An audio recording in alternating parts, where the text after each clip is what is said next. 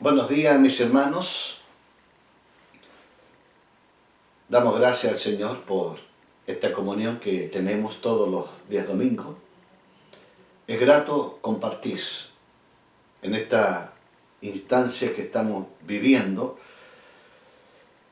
Agradecemos al Señor por todo lo que Él nos da, todas las circunstancias que estamos viviendo, están bajo la mano del Señor. Y como hijos del Señor, estamos sujetos a Él. Él nos indicará, Él nos dirá qué debemos hacer y cómo debemos hacer las cosas.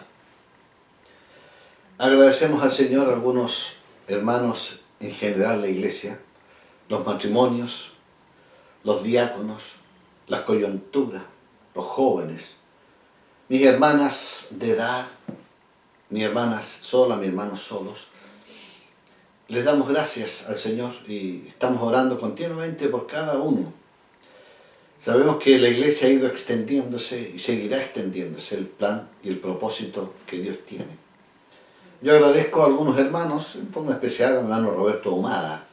Mi hermano Roberto, él está a cargo de la seguridad y nos transfiere información necesaria, absolutamente necesaria, a la cual yo se los hago llegar a los diáconos para que sea compartida.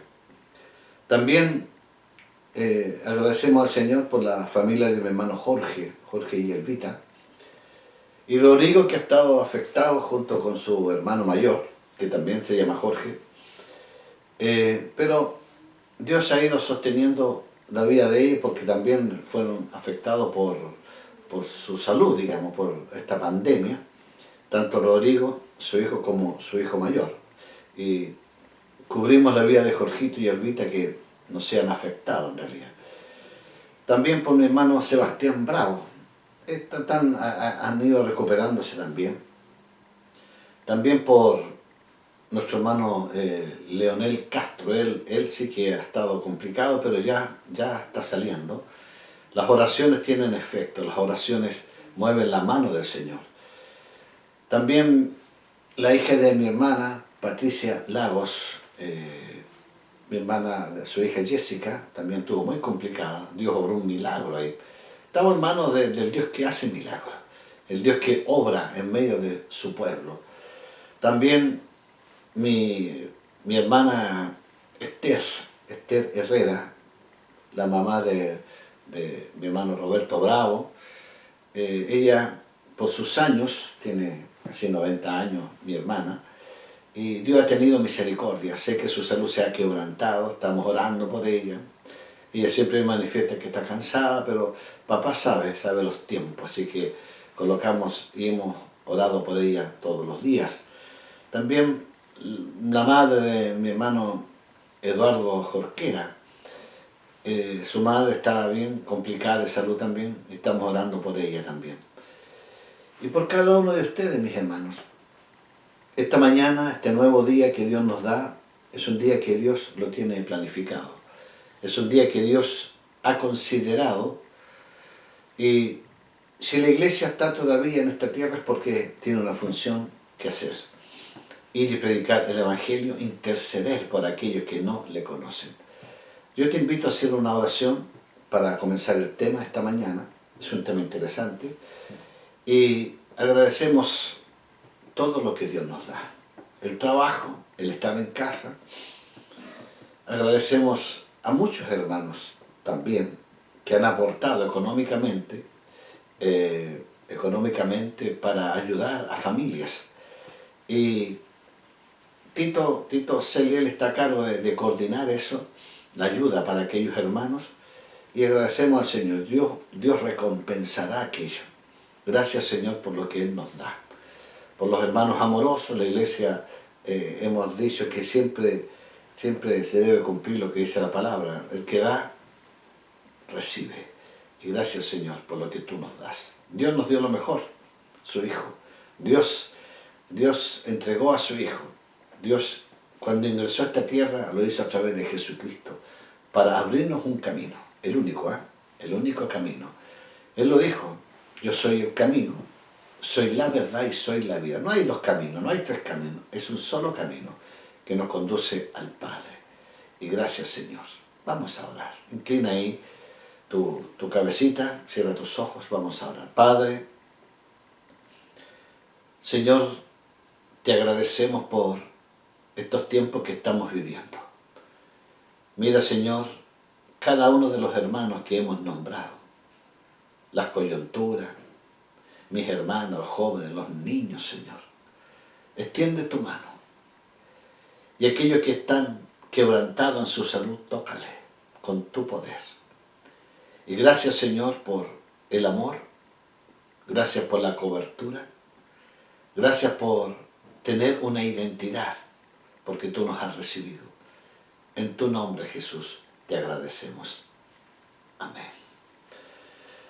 Bien, agradecemos al Señor. Yo quiero tratar un tema esta mañana, compartiendo la palabra, sobre la autoridad espiritual. Un tema difícil, ¿eh? Usted sabe que si hay algo que le molesta al ser humano, es cuando alguien le tiene que dar direcciones. ¿Ah? Y usted sabe que Dios no es un Dios que actúa por presión, ni por amenaza tampoco. Él nos advierte, sí. Él nos dice, cuidado, mira lo que viene, pero tú decides. Él nos deja el libre albedrío para que nosotros tomemos la decisión, para que después no lo culpemos a Él, obviamente.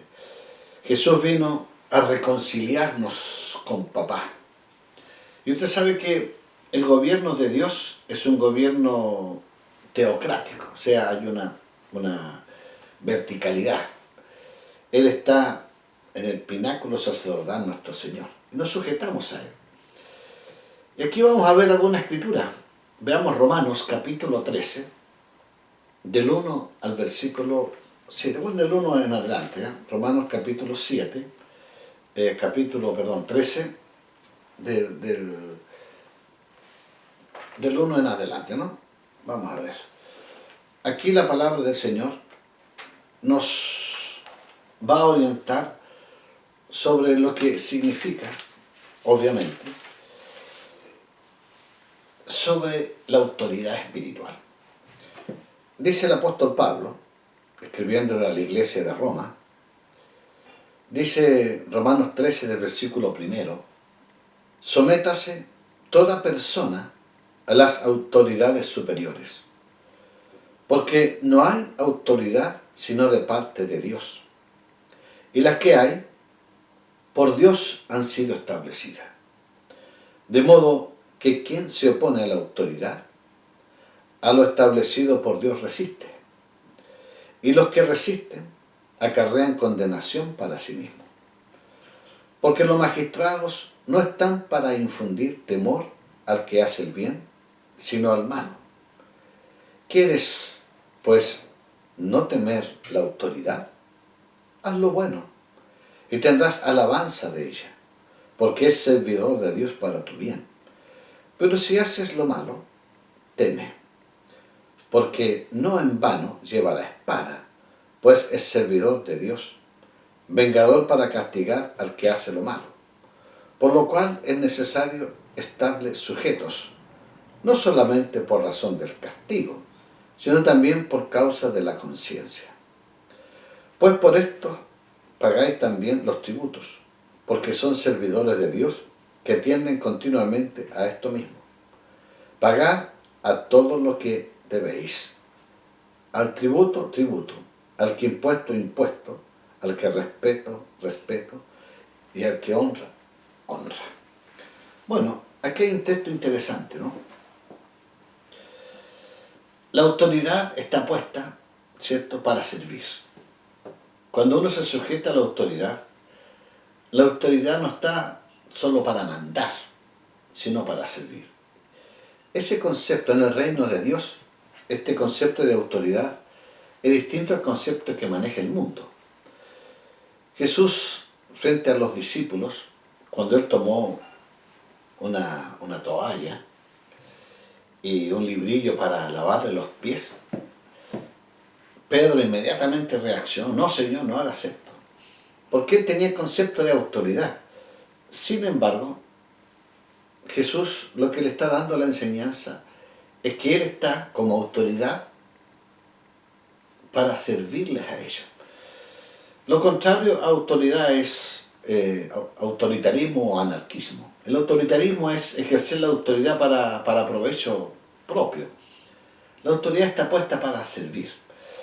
Ahora, dice aquí la Escritura, esta es una palabra apostólica: sométase toda persona a las autoridades superiores. Cuando nos convertimos al Señor, lo primero que debe morir en nosotros es ese yo, esa rebelión a la autoridad. A mí no me manda nadie, dice la gente, y yo hago lo que se me da la gana.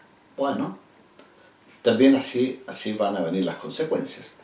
Pero de momento que nos convertimos, bajamos la banderita del yo y nos colocamos en un plano de siervo, de servidumbre. Por eso las cartas apostólicas, Pablo siempre escribe, dice: Pablo, siervo de Jesucristo, servidor. O sea, si estuviera Pablo este domingo en tu casa, él no estaría para que le sirvieran, estaría dispuesto para servir. Y eso lo hemos enseñado. Yo siempre digo que el principio de autoridad se enseña en casa, en la familia. Siempre le enseñamos como hijos del Señor a los hijos a obedecer a la abuela, a los hijos a obedecer al profesor, a los hijos a obedecer las autoridades en las cuales ellos están. ¿Por qué? Porque eso es sano. Acá, como dice el apóstol, quien se opone a la autoridad, a lo establecido por Dios resiste. Y los que resisten acarrean condenación para sí mismos. El que se opone a la autoridad se coloca en un plano difícil, complicado. Mire, Hebreos capítulo 1, versículo 3. Dice aquí la palabra en Hebreos 1, versículo 3. El cual, siendo el resplandor de su gloria y la imagen misma de su sustancia, y quien sustenta todas las cosas con la palabra de su poder, habiendo efectuado la purificación de nuestros pecados por medio de sí mismo, se sentó a la diestra de la majestad en las alturas. Dios, a través de Jesucristo, entró a este mundo. Por supuesto, se levantó inmediatamente un espíritu de rebelión, de rebeldía. Pero Él tenía claro que venía a dar una oportunidad. Y aquí dice, ¿no? Él, siendo el resplandor de su gloria. Él vino a mostrar la gloria de papá, la gloria de nuestro Padre Celestial, la imagen misma de su sustancia. Quien sustenta todas las cosas con la palabra de su poder. Todo está sujeto a Él. Ahora, el único que puede limpiarnos de nuestros pecados es el Señor. El único medio para lavar nuestra vida es Dios y darnos una vida nueva. Jesús lo dijo: yo he venido para que tengas vida y la tengas en abundancia. Ahora, en Isaías capítulo 14, versículo 12 al 14, Isaías 14, versículo 12 hasta el 14, aquí vemos algo triste, la verdad. Usted sabe que en el cielo todo es perfecto. En el cielo no hay errores, no hay envidia, no hay celo, no hay hambruna, no hay enfermedad. En el cielo todo es perfecto, hay gozo, hay paz. Nosotros hemos recibido las arras del Espíritu, el gozo, la paz, la bendición de Dios, el amor de Dios. Pero hubo un ser, ¿cierto?, que se opuso a lo que Dios quiere: Satanás. Bueno, dice Isaías 14, versículo 12, y da una exclamación: ¿cómo caíste del cielo, oh lucero, hijo de la mañana? Cortado fuiste por tierra, tú que debilitabas a las naciones, tú que decías en tu corazón: subiré al cielo, en lo alto junto a las estrellas de Dios, levantaré mi trono, y en el monte del testimonio me sentaré, a los lados del norte. Sobre las alturas de las nubes subiré y seré semejante al Altísimo. Mire, cuando aparecía este ángel de luz antes de transformarse en Satanás, cuando él aparecía, todos los ángeles guardaban silencio. Era una belleza, estaba a cargo de las alabanzas. Pero cuando aparecía el Señor, lo encandilaba. Y eso él no lo soportaba. Cuando es como el lucero de la mañana, cuando usted ve, se levanta temprano y ve el lucero de la mañana, hermoso, ¿no? Pero cuando aparece el sol, no es que deje de alumbrar el lucero, es que el sol eclipsa la luz de ese lucero y brilla mucho más. Y eso despertaba en él envidia.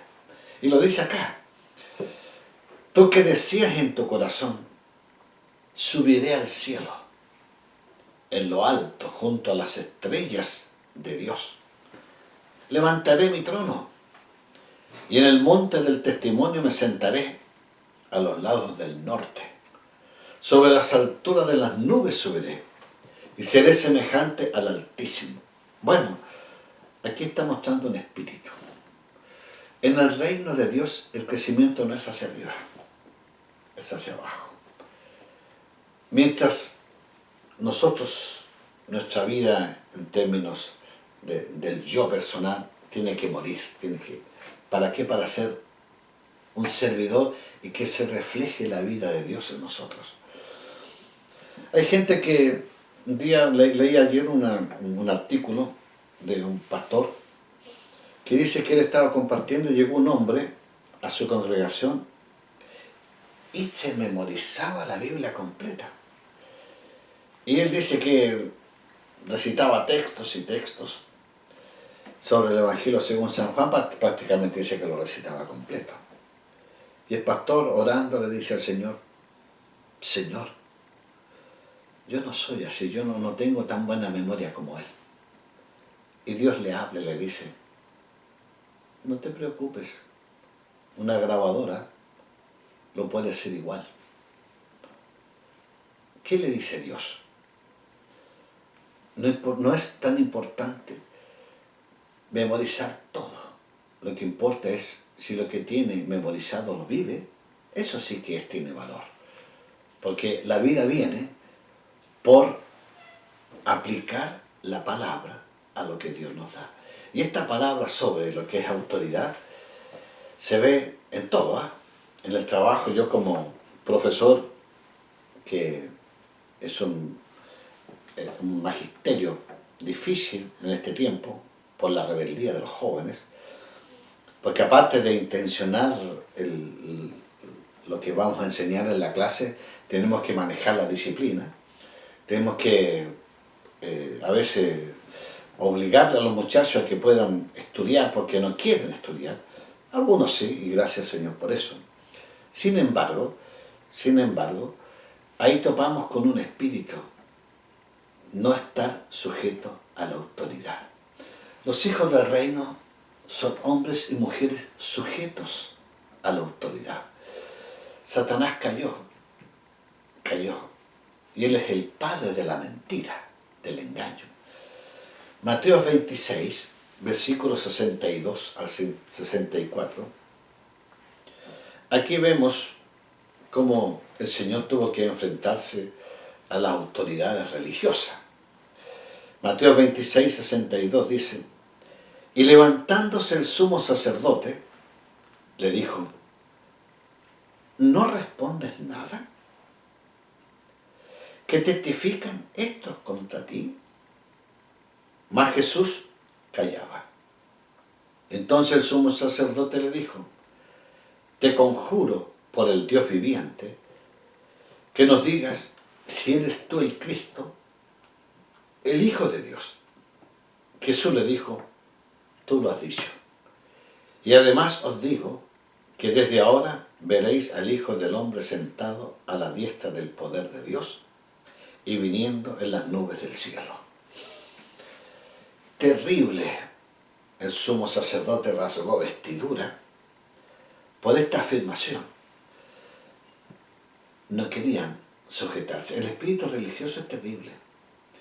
A veces no se dan paso en el reino de Dios porque topa con una tradición religiosa. Y usted sabe cómo trabajan las tinieblas. Las tinieblas aquí trabajaban porque ellos no querían soltar el poder. Mi hermano, solo Dios es autoridad en todas las cosas. Porque todas las autoridades son instruidas por Él. Ahora, la autoridad es algo importante y muy importante en el universo. Por lo tanto, quien desea servir a Dios es imperativo que conozca la autoridad de Dios. Eso es importante. Todos nos vamos a enfrentar a la autoridad de Dios, todos. Lo crea o no lo crea. Pero qué importante es cuando una familia está sujeta a la autoridad de Dios. Cuando yo colocaba la bebida en casa y mamá sirve los alimentos, lo primero que querían los niños era tomar la bebida. A ver, un momentito. Primero la abuela, papá, mamá, enseñar el orden. Porque el principio de autoridad se enseña en casa. En casa. Como profesor, con muchos años, 40 años clase, a veces el niño le pegaba a otro niño. Y uno como profesor tenía que llamar para que ese niño, para que fuera orientada la situación, digamos. A veces me tocó ver casos de niños que le hacían bullying a otro niño. Y llamaba a la mamá y la mamá venía más indignada. O sea, de ahí nacía la rebeldía. En vez de buscar la solución, venía a buscar un conflicto terrible, difícil. Aún más, un día me tocó, tuve que llamar a un juez de la... ¿Por qué? Porque su hijo había empujado del segundo piso a un niño y se había ido por la escala abajo. Y tuve que llamarlo y hacer la anotación. Y el juez que es autoridad, le dije, mire señor, tiene que firmarme esto que ocurrió, aquí está relatado los hechos. Entonces el tipo se paró frente a mí y me dijo, ¿dónde debo firmar? Y firmó y prácticamente la firma casi llenó, la hizo tan grande, casi completó toda la hoja. Yo le dije, señor, ¿está correcto lo que usted está haciendo? Entonces uno ve que a veces la persona que está en autoridad, en su corazón, no está ese principio. Sí, quiere que los otros le obedezcan, pero en el corazón no lo está. Dios no produce ese hijo del reino. Miren, el origen de Satanás, ¿cuál fue? Ofender la autoridad de Dios, levantándose en rebelión. Es una ofensa grave. ¿Sabe que una de las ofensas graves en la Biblia es oponerse a la autoridad de Dios? Puesto que el pecado se comete en la esfera de la conducta, pues es una cuestión de principio. Ahora, sin embargo, se puede dar el siguiente juego. Al servir a Dios, no debemos desobedecer a las autoridades, porque el hacerlo es un principio de Satanás. Israel en un momento se levantaron en contra de los líderes y fueron a reclamar a Moisés y a Aarón y le dijeron, ¿acaso Dios habla por ustedes nada más? ¿Acaso no habla por nosotros? También a través de nosotros nos habla Dios. ¿Y qué dijo Moisés? Bueno, eso es conocido como la rebelión de Coré. Dice, traigan una vara y coloquen la vara en el tabernáculo y mañana veremos lo que Dios decide. Y también en esas varas de los príncipes estaba la vara de Aarón. Dice que la vara de Aarón brotó, floreció y dio fruto. Dios estaba mostrando aquello. Hermano, la gente murió porque se opuso ¿a qué? A la autoridad de Dios. Qué triste es cuando un hijo se opone a la autoridad y desobedece la autoridad del padre. Ahora, obviamente que podemos decir cosas de Dios bajo un principio de Satanás. Podemos decir cosas. Y hay gente que se levanta diciendo, yo tengo la verdad, yo tengo la razón, pero en su corazón hay rebeldía, no hay sujeción. Sin embargo, es posible que estemos haciendo la obra de Cristo, pero a la vez bajo los principios de Satanás. ¿Cuál es el principio de Satanás? La rebeldía. Yo no estoy como pastor para imponer la verdad. Nuestro Padre Celestial no impone la verdad. ¿Usted cree que usted tiene la razón? Bueno, dobléguese ante el Señor. Si yo creo que tengo la razón, me doblego ante Dios. Ahora, Satanás no tiene temor a que prediquemos la palabra de Cristo, siempre que sea bajo este principio. No es que Dios, la palabra dice que, del Señor dice que Dios da gracia a los humildes, pero resiste al soberbio. Si nosotros compartimos la palabra y hay personas que piensan distinto a nosotros, no somos quien para juzgar a esa persona. No. Ni Jesús tampoco. Leíamos el texto que cuando estaba frente al sumo sacerdote, y el sumo sacerdote le gritó, ¿cierto? No respondes nada, mira lo que están diciendo. Y cuando el Señor le dice, tú dices esto, tú dices que soy el Cristo, el Hijo de Dios. Bajaron vestidura, lo golpearon, lo escupieron, pero el Señor no dijo nada. Porque no estamos para defendernos. Cuando uno tiene el principio claro de Dios, Dios nos defiende a nosotros. Jesús en la cruz, a punto de morir, colgado en el madero, dice que pasaban los soldados y la gente se reía y le decía, si eres el Hijo de Dios, bájate. Pero él, ¿qué dijo? Padre, perdónale, porque no saben lo que hacen. Él estaba sujeto al Padre, estaba sujeto a papá. Él lo dijo, Padre, si es de mí, no pase esta copa, pero que no se haga mi voluntad, sino la tuya.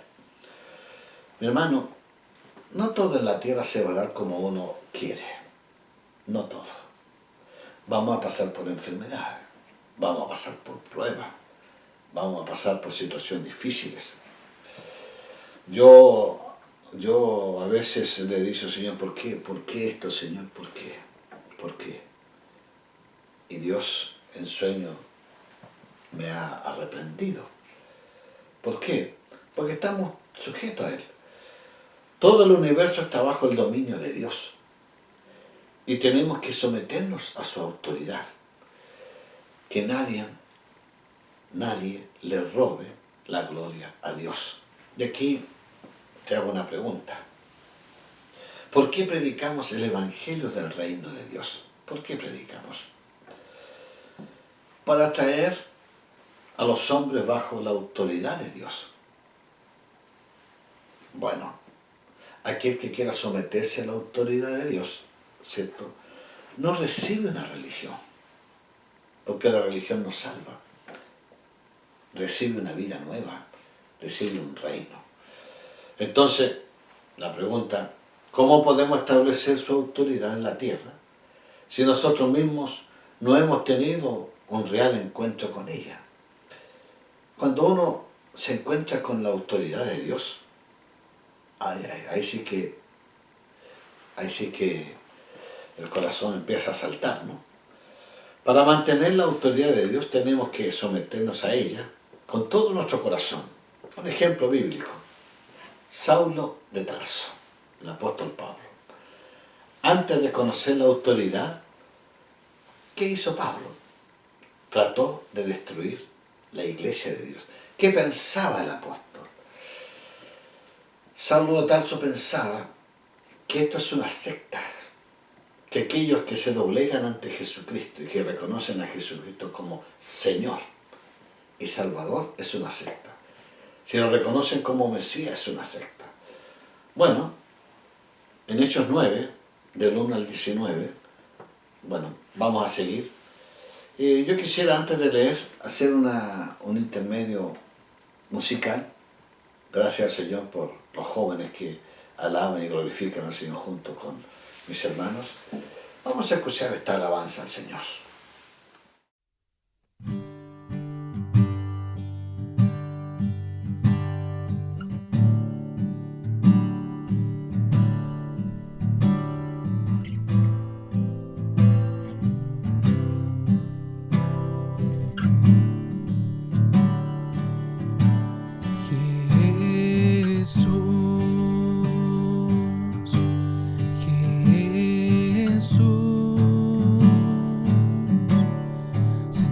De los cielos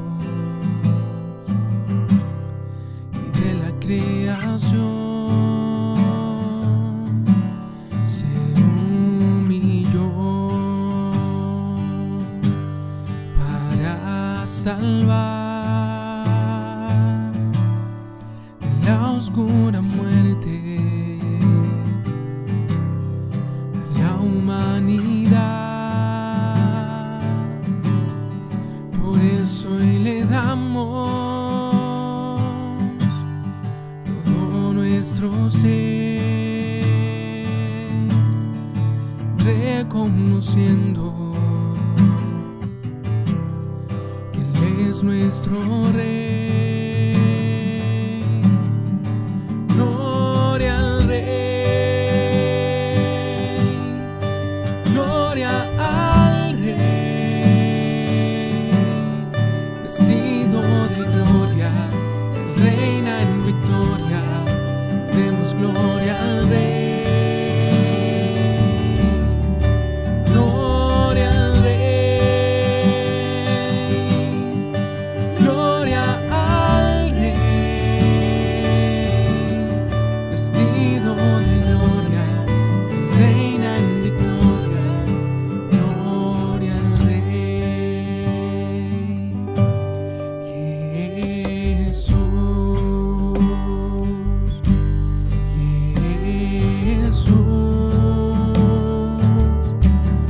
Señor de los cielos y de la creación, se humilló para salvar de la oscura muerte a la humanidad. Hoy le damos todo nuestro ser, reconociendo que Él es nuestro Rey. Gloria al Rey, gloria al Rey. Vestido de gloria, Él reina en victoria, demos gloria al Rey. Gloria al Rey,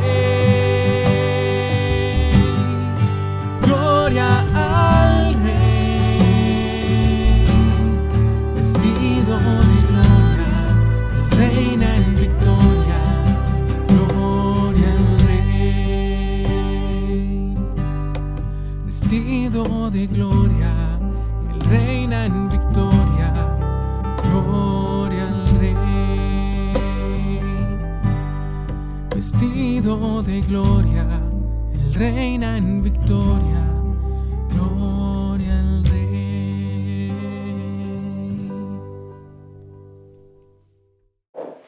Amén. Gracias, Señor, por la alabanza. Hechos capítulo 9, del 1 al 19. Y vamos a leer incluso más allá del versículo 19. Dice: Saulo, respirando aún amenazas y muerte contra los discípulos del Señor, vino el sumo sacerdote, la autoridad espiritual, y le pidió cartas para las sinagogas de Damasco, a fin de que si hallase algunos hombres o mujeres de este camino, porque eran conocidos los hijos del Señor como los del camino, los trajera presos a Jerusalén. Mas yendo por el camino, aconteció que al llegar cerca de Damasco, repentinamente le rodeó un resplandor de luz del cielo. Y cayendo en tierra, oyó una voz que le decía: Saulo, Saulo, ¿por qué me persigues? Él dijo: ¿quién eres, Señor? Y le dijo: yo soy Jesús, a quien tú persigues. Dura cosa te es dar cosas contra el aguijón. Él, temblando y temeroso, dijo: Señor, ¿qué quieres que yo haga? Y el Señor le dijo: levántate y entra en la ciudad, y se te dirá lo que debes hacer. Y los hombres que iban con Saulo se pararon atónitos, oyendo a la voz, mas sin ver a nadie. Entonces Saulo se levantó de tierra, y abriendo los ojos no veía a nadie. Así que, llevándole por la mano, le metieron en Damasco, donde estuvo 3 días sin ver, y no comió ni bebió. Terrible. Aquí Saulo de Tarso se encuentra con la autoridad celestial. Quedó destruido, quebrantado, ciego. Lo tuvieron que entrar a la ciudad, guiándolo, tomándole la mano. Pero había entonces en Damasco un discípulo llamado Ananías. Este discípulo iba a ser llevado a Jerusalén preso por Saulo de Tarso. Dice: a quien el Señor dijo en visión: Ananías. Y él respondió: heme aquí, Señor. Y el Señor le dijo: levántate y ve a la calle que se llama Derecha, y busca en casa de Judas a uno llamado Saulo de Tarso, porque he aquí él ora. Y ha visto en visión a un varón llamado Ananías, que entra y le pone las manos encima para que recobre la vista. Le relata el hecho. Mire la respuesta de Ananías, versículo 13. Entonces Ananías respondió: Señor, he oído de muchos acerca de este hombre, cuántos males ha hecho a tus santos en Jerusalén. Y aún aquí tiene autoridad de los principales sacerdotes para prender a todos los que invocan tu nombre. El Señor le dijo: ve, porque instrumento escogido me es este, para llevar mi nombre en presencia de los gentiles y de reyes y de los hijos de Israel. Porque yo le mostraré cuánto le es necesario padecer por mi nombre. Una misión clara. Dios lo eligió. No se presentó voluntario Saulo de Tarso. Dios lo tomó. Hay llamados. A veces hay personas que Dios los elige, los toma. Ejemplo de Saulo, ¿no? Entonces, dice, fue entonces Ananías y entró en la casa, y poniendo las manos sobre él, dijo: hermano Saulo, el Señor Jesús, que se te apareció en el camino por donde venías, me ha enviado para que recibas las vistas y seas lleno del Espíritu Santo. Y al momento le cayeron de los ojos como escamas, y recibió al instante la vista, y levantándose fue bautizado, y habiendo tomado alimento, recobró fuerza, y estuvo Saulo por algunos días con los discípulos que estaban en Damasco. Mire, me ha pasado, ¿eh? Hay gente que usted le puede hablar, y le va a discutir, va a decir esto no me interesa, o no es de Dios, o déjame donde estoy. Pero cuando Dios interviene, cuando Dios coloca la mano, ahí el hombre no se puede resistir. Entré en una oficina, en una autoridad, y el hombre lo único que quería que yo me fuera, que me saliera. Y yo le dije, mira, dame 10 minutos nada más. Me dijo, no, tengo mucho que hacer, hay muchas cosas que hacer, pero dame 10 minutos. Yo vengo acá, me pidieron que viniera a orar por ti, y me puse a orar por él. Y descendió el Espíritu Santo sobre su vida. El hombre lloraba, se quebrantaba. Pero en fracción de segundo, como dice la palabra, que el Espíritu es el que redarguye de pecado. Si queremos evangelizar, si queremos compartir la palabra con otros, es fundamental tener primero una vida sujeta a Dios y fundamental depender del Espíritu Santo. Aquí Ananías entra en la casa y, guiado por Dios por supuesto, y le impone las manos a Saulo. Dice que cayó en sus ojos como escamas y comenzó a ver. Lo bautizó inmediatamente.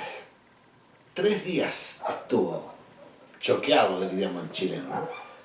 Pero, miren, inmediatamente Saulo de Tarso, que era un fariseo, que tenía un concepto de que el cristianismo era una secta, los del camino era una secta que hay que exterminarlo, Dios lo situó. Dios le dio una visión celestial. Se transformó inmediatamente en un predicador. Inmediatamente. Él conocía la Biblia desde pequeño. Él conocía, recuerda que venía de la escuela farisaica y toda su familia era farisaica. Mire, versículo 20 del mismo capítulo, de Hechos 9, enseguida predicaba a Cristo en las sinagogas, diciendo que este era el Hijo de Dios, este era el Mesías, profetizado, esperado, anhelado. Y todos los que le oían estaban atónitos y decían, ¿no es este el que asolaba en Jerusalén a los que invocaban este nombre? Y a eso vino acá, para llevarlos presos ante los principales sacerdotes. Pero Saulo mucho más se esforzaba y confundía a los judíos que moraban en Damasco, demostrando que Jesús era el Cristo. Pasados muchos días, los judíos resolvieron en consejo matarle. Pero sus asechanzas llegaron a conocimiento de Saulo, y ellos guardaban las puertas de día y de noche para matarle. Entonces los discípulos, tomándolo de noche, le bajaron por el muro, descolgándole en una cesta. Cuando llegó a Jerusalén, trataba de juntarse con los discípulos, pero todos les tenían miedo, no creyendo que fuese discípulo. Entonces Bernabé, tomándole, lo trajo a los apóstoles y les contó cómo Saulo había visto en el camino al Señor, el cual le había hablado, y cómo en Damasco había hablado valerosamente en el nombre de Jesús. Y estaban con ellos en Jerusalén, y entraba y salía, y hablaba denodadamente en el nombre del Señor. Disputaba con los griegos, pero estos procuraban matarle. Cuando supieron esto los hermanos, lo llevaron hasta Cesarea y le enviaron a Tarso. Entonces las iglesias tenían paz por toda Judea, Galilea y Samaria, y eran edificadas andando en el temor del Señor, y se acrecentaban fortalecidas por el Espíritu Santo. ¡Qué maravilla! Hombres que en este momento critican la iglesia, hombres que en este momento dicen, este está equivocado, esto otro, yo tengo la verdad. Dios va a colocar su mano. ¿Por qué? Porque la iglesia está sustentada por Él. Entonces, cuando hablamos de la iglesia potencial, es esa iglesia que está formada por todos aquellos que aún no se han convertido, que se van a convertir. Y aquí, ¿quién evangelizó a Saulo? ¿Quién le llevó la palabra? Dios le colocó la mano. ¿Quién eres? Yo soy Jesús a quien tú persigues.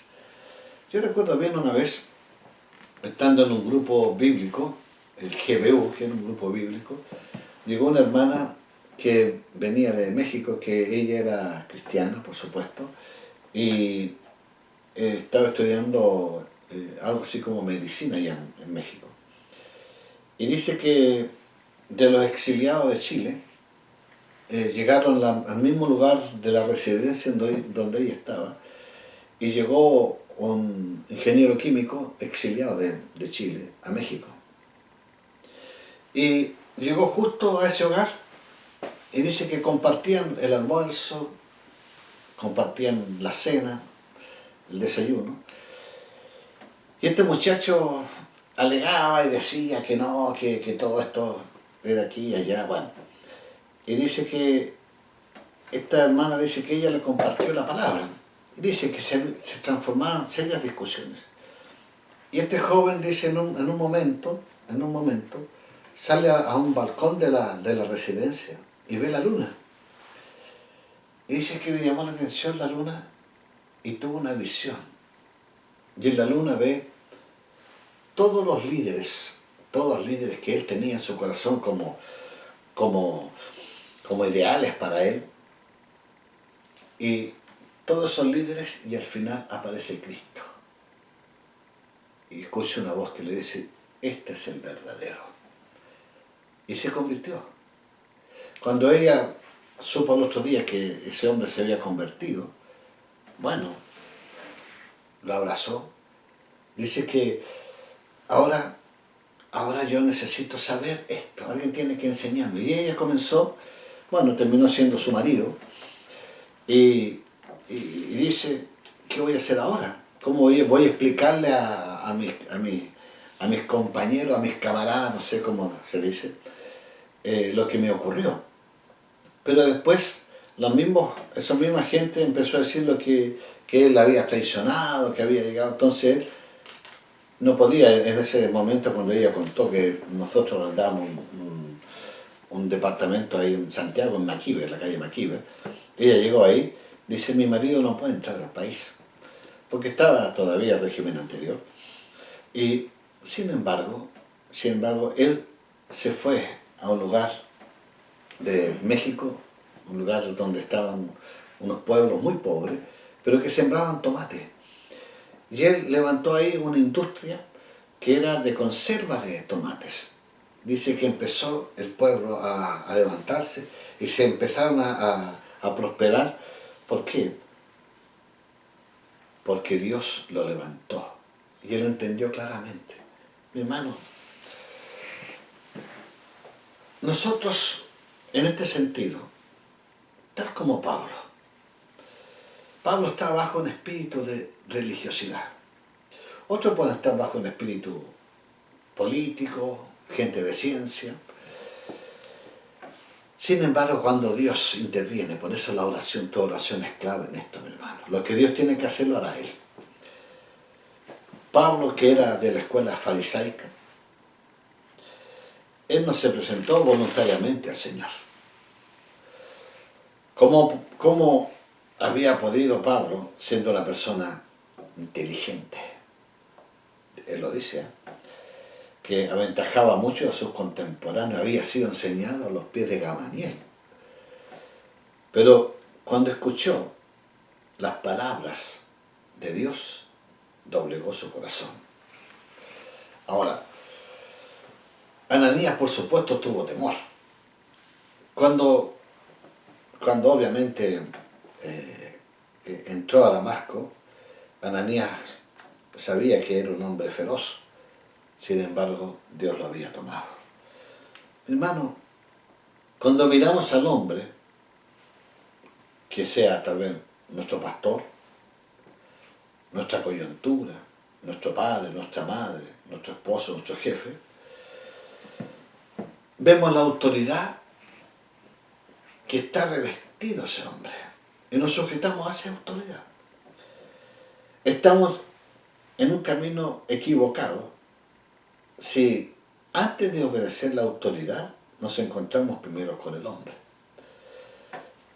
En este sentido, a veces la gente quiere agradar al hombre, pero no la autoridad que representa. En este sentido, un día nos ocurrió una situación bien especial, con el pastor Jerry Killing. Íbamos a pescar a los cerros Y yo me ausenté, no sé por qué razón, del lugar donde estaban los hermanos, y había que tomar una determinación. Entonces, yo le dije, bueno, lo que vamos a hacer es esto. Entonces ellos le dijeron, no, pues si tú no eres nuestro pastor, Eugenio es nuestro pastor. No, dijo, si Eugenio no está, yo soy la autoridad acá. Lo correcto. ¿Por qué? No es porque era él, sino que porque la autoridad que representaba. Mi hermano, Dios ha colocado autoridad en la iglesia, en el mundo, en el trabajo, que debemos respetar. Claro, a veces la autoridad no se sujeta a lo de Dios. Y ahí nosotros tenemos que tomar decisiones frente a eso. En Hechos 23 dice, versículo 1 hasta el 5, aquí Pablo se enfrenta a una autoridad. Mire lo que ocurre. Entonces Pablo, mirando fijamente al concilio, dijo, varones hermanos, yo con toda buena conciencia he vivido delante de Dios hasta el día de hoy. El sumo sacerdote Ananías ordenó entonces a los que estaban junto a él que le golpeasen en la boca. Le dieron un golpe. Entonces Pablo le dijo, Dios te golpeará a ti, pared blanqueada. Y es una exclamación. Hay una pregunta. ¿Estás tú sentado para juzgarme conforme a la ley y quebrantando la ley me mandas golpear? Los que estaban presentes dijeron, ¿al sumo sacerdote de Dios injurias? Pablo dijo, no sabía, hermanos, que era el sumo sacerdote, pues escrito está, no maldecirás a un príncipe de tu pueblo. Aunque el sumo sacerdote había enviado a Jesús a la cruz, no estaban en el camino de Pablo, pero eso no lo autorizaba para levantarse, por eso pide disculpas. Mi hermano, antes de que un hombre pueda someterse a la autoridad delegada de Dios, tiene que conocer primero el temor de Dios. Aquí el apóstol Pablo pide perdón, pide disculpas. Dice, porque no maldecirás a un príncipe de tu pueblo. No es difícil que un hijo del Señor en el trabajo llegue a ocupar un cargo después importante. ¿Por qué? Porque respeta la hora de llegada, la hora de salida, se sujeta a su jefe, está sujeto a él, se capacita para avanzar en la vida laboral. No es difícil que llegue a ocupar un cargo. Yo llegué a un colegio con una hora de clase, fui jefe de departamento, después jefe de un área, y después tuve que ocupar un cargo en la parte directiva. ¿Pero por qué? Porque estaba sujeto. No es porque eres más capaz. Si hay gente muy capaz, más inteligente que nosotros, pero está bajo la rebeldía. Mi hermano, Mateo 7, 21 al 23 dice, no todo el que me dice Señor, Señor, entrará en el reino de los cielos, sino el que hace la voluntad de mi Padre que está en los cielos. Muchos me dirán aquel día, Señor, Señor. Pregunta, ¿no profetizamos en tu nombre y en tu nombre echamos fuera demonios y en tu nombre hicimos muchos milagros? Y entonces les declararé, nunca os conocí, apartados de mí, hacedores de maldad. ¿Por qué? Porque todo eso lo hicieron bajo no el principio de Dios, bajo el principio de Satanás, que es la rebeldía. Porque uno dice, ¿por qué el Señor los desaprueba? La pregunta sería, Señor, ¿estoy siendo aprobado por ti? Es bueno hacerse esa pregunta. Porque Dios los desaprueba porque hacen de sí mismos un punto de partida. Ellos mismos hacen cosas en el nombre del Señor. Esto lo voy a hacer en nombre. Dios no los ha mandado, pero ellos quieren hacerlo. Esta es la actividad de la carne.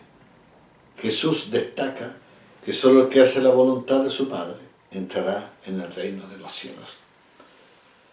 Mi hermano, no estamos para buscar trabajo que hacer, sino más bien para que Dios nos envíe a trabajar. Solamente el que se sujeta a la autoridad puede ser autoridad. Nosotros no podemos obligar a una persona si no se sujeta a la autoridad. ¿Hasta dónde llegamos? La Biblia dice, marido, ¿cierto? Trata a tu esposa como vaso frágil. Pero no le dice, marido, sujeta a tu mujer. También no nos dice a nosotros como pastores que sujetemos a los discípulos, porque son discípulos de Él. Recuérdate, hermano, que el único pastor que existe es Cristo. Nosotros cumplimos una función pastoral. A veces es válido preguntarse, ¿qué soy yo para ti? A veces es bueno preguntar aquello. Por consiguiente, donde quiera que estemos, donde quiera que nos encontremos, debemos sujetarnos a la autoridad. El hecho de que Adán y Eva comieran del fruto prohibido, esto no se originó en la sumisión a papá, sino en su propia voluntad. Eva comió del árbol sin preguntar a quién desobedecería. Nuestras acciones, nuestras decisiones, no deben ser gobernadas por el conocimiento del bien y del mal solamente. Deben ser motivadas por un sentido de obediencia. Dice la palabra que ante nuestros ojos a veces el camino es correcto, pero el fin no lo es. Mi hermano, todos debemos sujetarnos a los pies del Señor. Por eso es importante conocer la Escritura. El principio del bien y del mal consiste en vivir según lo bueno y lo malo. Mi hermano, antes que Adán y Eva comieran del fruto prohibido, su bien y su mal estaban en las manos de Dios. Dios tomaba decisiones antes que comieran del fruto prohibido, antes que desobedecieran. El bien y el mal lo conocía Dios. Al tomar del fruto del árbol de la ciencia del bien y del mal, el hombre descubrió una fuente, la fuente del bien y del mal, que era algo diferente de lo que Dios quería. Por lo tanto, después de la caída del hombre, no necesita hallar en Dios el sentido del bien y del mal. Lo tiene en sí mismo. ¿Cuántas decisiones hemos tomado bajo este principio? Nos hemos casado sin preguntarle a Dios. Creemos que es lo correcto, que es la persona adecuada, sin consultarle al Señor. Hemos tomado una carrera, hemos trabajado. Hay gente que ha asumido ministerios a veces sin que Dios hubiese dicho sí o no. Nos hemos mirado si me conviene o no me conviene. Como dice el dicho popular, fui por lana y salí trasquilado. Este principio ha creado un desorden, una confusión en la tierra. Cada cual cree que puede distinguir entre el bien y el mal y juzga sobre lo correcto o lo incorrecto. A cada cual le parece que sabe más que Dios. Esta es la insensatez de la caída. Nosotros como discípulos de Cristo estamos bajo el principio de la obediencia. Mire, en Jueces, y con esto termino, en Jueces capítulo 21, versículo 25, aquí hay una frase terrible. Israel, después de tanto pecar, desobedecer y que ellos creen que tenían la razón, dice la Escritura, Jueces 21, versículo 25, en estos días no había rey en Israel. cada uno hacía lo que bien le parecía. Ahora estamos viviendo una generación así, el relativismo. Hay gente que tú puedes transitar por la calle y te puede asaltar y quitar las cosas, y tú conversas con ella, es que estoy trabajando, ese es mi trabajo. Hay gente que te puede estafar, ese es mi trabajo. Ellos deciden. Estamos en una época de rebeldía, se ha acentuado considerablemente, las tinieblas están trabajando. Pero ¿qué dice la Escritura? Que en los postreros días muchos se ven desviados por escuchar doctrinas de demonios. O sea, necesitamos tener clara, firmeza, estar bajo autoridad. Y gracias, Señor. ¿Cómo está tu familia? Tú como hijo, ¿cómo está tu sujeción a papá, a mamá? Y papá, ¿cómo está su sujeción a la palabra? ¿Estamos aplicando? ¿O eres de esos papás permisivos? Bueno, hagan lo que ellos estimen conveniente, ellos toman decisiones. No, nuestra responsabilidad es indicar si es correcto o no. ¿Cómo estamos frente a la vida laboral? ¿Estamos cumpliendo? ¿Cómo estamos frente al ordenamiento económico, frente al ordenamiento en cuanto a lo que es sujeción, en cuanto a lo que es vida de hogar? Este principio de autoridad se aplica en todo. Si usted va a un negocio a comprar el pan, tiene que pagarlo. ¿Qué significa eso? Que está reconociendo el trabajo de aquel que se levantó temprano a hacer el pan, está reconociendo del campesino que sembró ese trigo, está reconociendo autoridad, el trabajo. Gracias, Señor. Vamos a orar.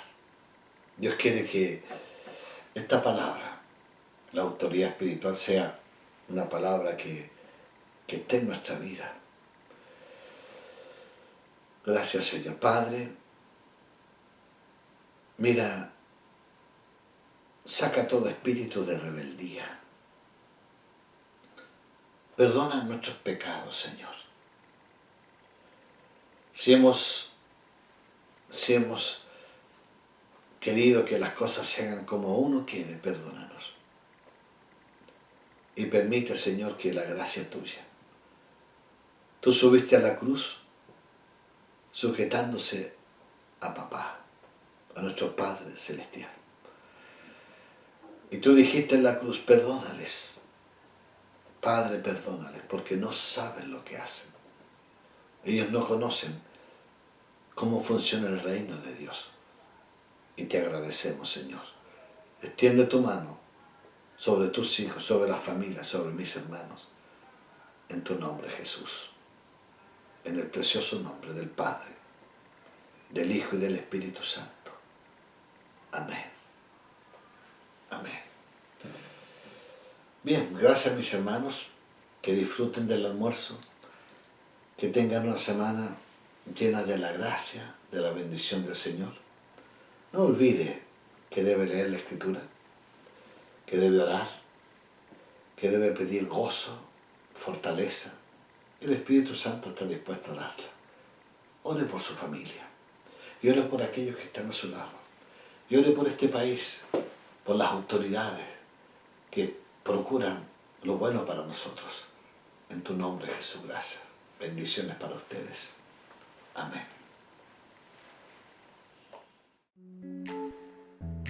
Les recordamos, mis hermanos, que estamos en una campaña desde el mes de marzo para ir en ayuda de familias con necesidad económica. Esta labor ha sido de mucha bendición para todos los que hemos participado. Por eso, no olvidemos que compartir de lo que tenemos con otros es indispensable en estos tiempos. Les invitamos a poner el amor en ejercicio cooperando con las familias de nuestra congregación que están sin trabajo. Todos ellos han podido ser sostenidos por su constante apoyo económico, pero encontrar trabajo en el contexto actual se hace cada día más complejo. Les invitamos a contactarse a este número para coordinar sus aportes con el pastor Tito Celis. Dios ama al dador alegre. Compartamos de lo que Dios nos da.